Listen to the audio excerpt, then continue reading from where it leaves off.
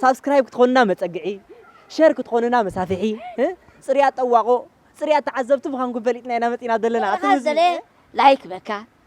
طلع هذا ليها ديسلايك بكا ايمو نحنا خا فقرهم ديلنا لايك كتبنا متينا لنا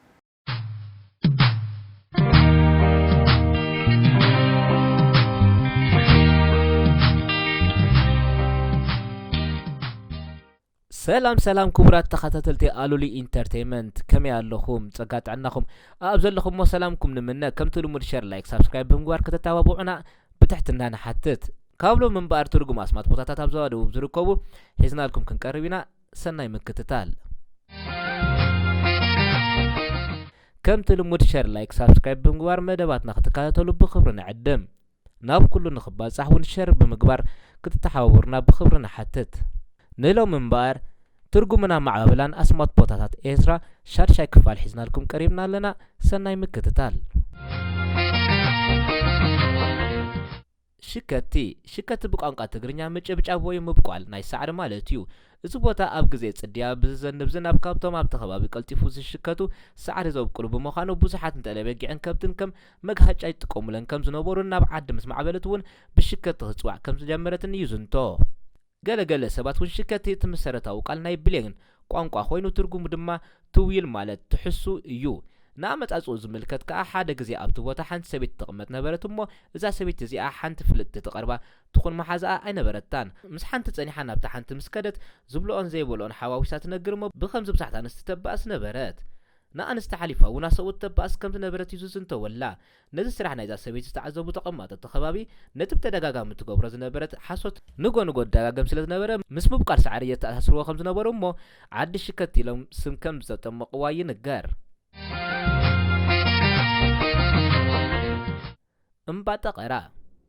እምባጠቀራ ካብ ቋንቋ ትግርኛ ዝተወርሰ ኮይኑ ትርጉሙ ካብ ክልተ ቃላት እምባንጠቀርን ንዝብሉ ክልተ ቃል ብምልጋብ ትርጉምና ደማ ምጻን ብሰማዕ እምባጠቀራ ከም ዝተባህለ ይንገር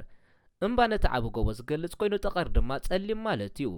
እዚ እምባ ኩሉ ግዜ ምስ ንዕዘቦ ደበና ስለ ዘይፍለዮ ወትሩ ጸሊም ኮይኑ እዩ ዝረኣየና ዓዲ ገብራይ እዚ ቦታ እዚ ቅድሚ ነዊሕ እዋን ሓደ ገብራይ ዝተባህለ ሰብኣይ ከቐመጠ ከም ዝጀመረ ምስ ግዜ እውን ንሱን ውሉድን እንዳተፋረዩ ናብ ዓዲ ምስ ማዕበለት ብስሙ ክጽዋዕ ከም ጀመረት እዩ ዝንቶ እዚ ዓዲ ኣብ ጥቃ ጎቦ እምባጠቀራ ትርከብ ሓንቲ ካብ ዓድታት ዞባ ደቡብ እያ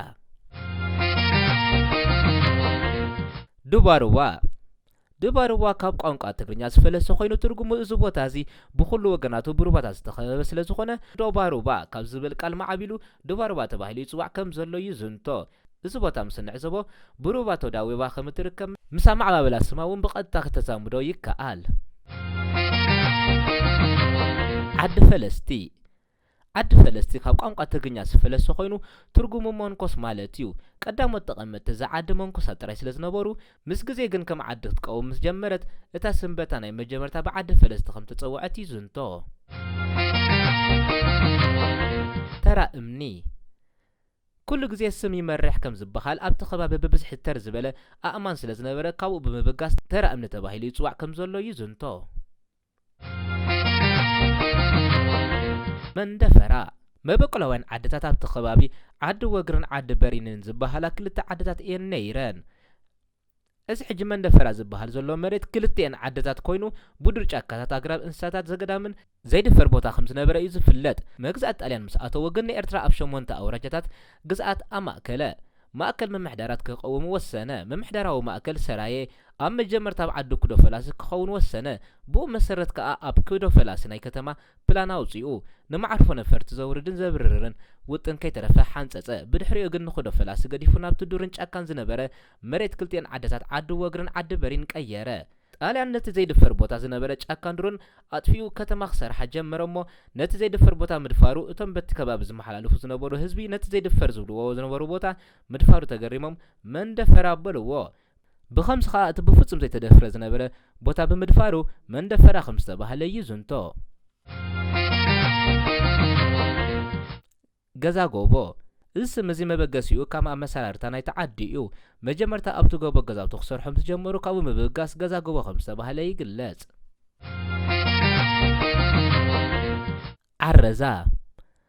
ዓረዛ እዚ ስም ካብ ቋንቋ ትግርኛ ካብ ክልተ ቃላት ዝተዳቀለ ኮይኑ ዓረ ካብ ዓይነታት እምኒ ኮይኑ እዛ ካብ ናይ ራዛ ዝወፀ ቃል እዩ ዓረዛ ካብ መንደፈራ ንሸነኽ ምዕራብ ተደኪና ትርከብ ኣማዕባብላ ስማ ንዝምልከት ኣብቲ ቦታ ብብዝሒ ተር ዝበለ ጸለምቲ እምኒ ዓረ ከም ዝነበሮ እሞ ብቀጻሊ ራዛ ኣብ ኣተን ይስቀልዎም ብምንባሮም ነዚ ተዓዘቡ ሰባት ነቲ ተደጋጋሚ ዘዕዘብዎ ዝነበሩ ተርእዮ ንምግላጽ ዓረ ራዛ ናይዞም ራዛ ኣእማን ንምባል ከም ዝኾነ ምስ ግዜ ግን ንኽልቲአን ቃላት ብምጥርናፍ ዓረዛ ከም ዝተባህለ ይዝንቶ ዓዲ መቐር እዚ ስም እውን መበገሲኡ ካብ መቐር ዝተባህለ ገረብ ዝማዕበለ ኮይኑ ቀደም ዘመን እዚ ቦታ ብብዝሒ መቐር ዝበሃል ገረብ ስለ ዝነበረ እዩ መቐር ዝበሃል ገረብ ቀንዲ ምንጭ ዕጣን ምዃኑ እዩ እንተኾነ ግን ኣብዚ እዋን እዚ ዳርጋ የለን ክበሃል ይከኣል እዚ ዓዲ ኣብ ንእዞባ ዓረዛ ተደኪና ትርከብ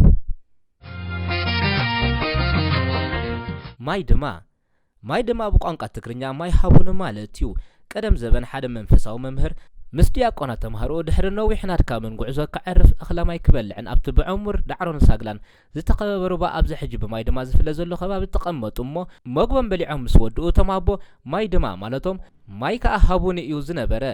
እቶም ዝተኣዘዙ ዲያቆናት ድማ ማይ ካብቲ ሩባ ብምቕዳሕ ኣምጽሎም በዚኣ ዝተበገሰት እታ ቦታ ናብ ዓዲ ምስ ማዕበለት እውን በታቶም ኣባ ዝበልዋ ዘረባ ማይ ድማ ተባሂላ ክትፅዋዕ ከም ዘላ ይዝንቶ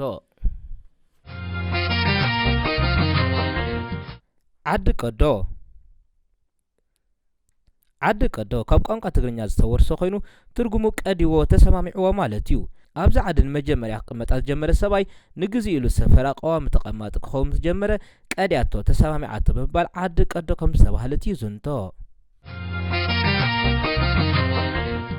እምኒ ሓይሊ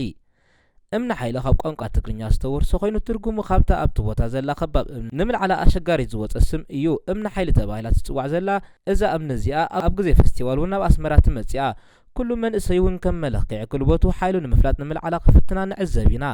ምስጢር እዛ እምኒ ግን ኪንዮ ክብደታ ዝኸይድ መትሓዚ ዘይምህላዋ እምበር ከባድ ኣዝያ ከም ዘይኮነ ተርእየና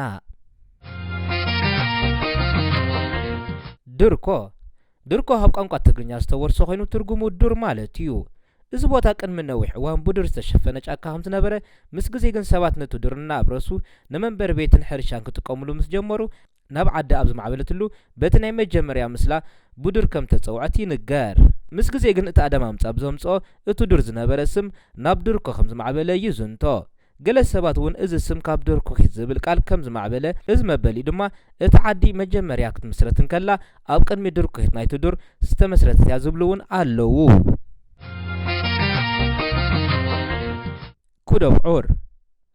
ኩደብዑር ካብ ቋንቋ ትግርኛ ዝተወርሰ ኮይኑ ትርጉሙ እምባ ናይ ኣብዑር ማለት እዩ እዚ ቦታ ቅድሚ ነዊሕ እዋን ብሳዕሪ ኣዝዩ ሃብታም ከባቢ ስለ ዝነበረ ከም መግሃጫ ኣብዑር ይጥቀምሉ ብምንባሮም እምባ ናይ ኣብዑር ኩደብዑር ከም ዝተባህለት ይዝንቶ ዓዲ ቀርዓባ ካብ ቋንቋ ትግርኛ ዝፈለሰ ኮይኑ ትርጉሙ ስም ናይ ሓንቲ ዓርባ እትበሃል ላም እዩ ቀደም ዘበን ሓደ ሰብኣይ ካብ ነዊሕ መንገዲ ከብቲ ሒዙ እናተጓዓዘ እንከሎ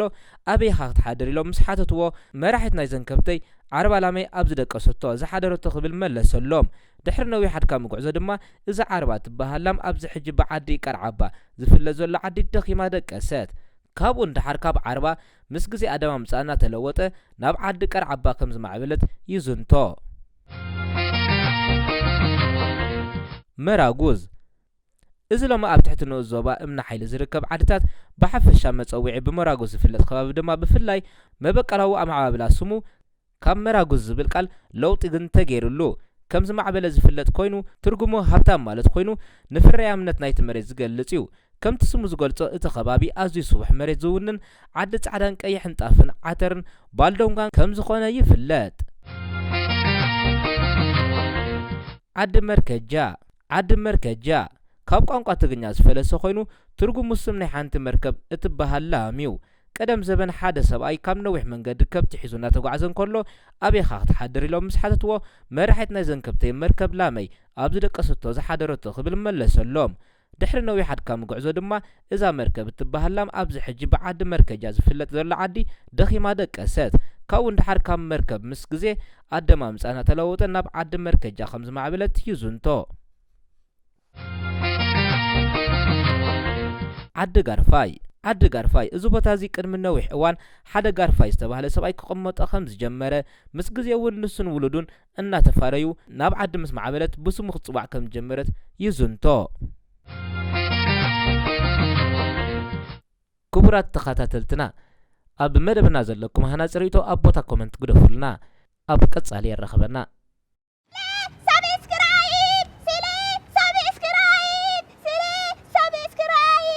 سبسكرايب كتخوننا متسقعي شير كتخوننا مسافحي صريات طواقو صريات تعذبتو بخان قبلتنا انا متينا دلنا هذا لايك بكا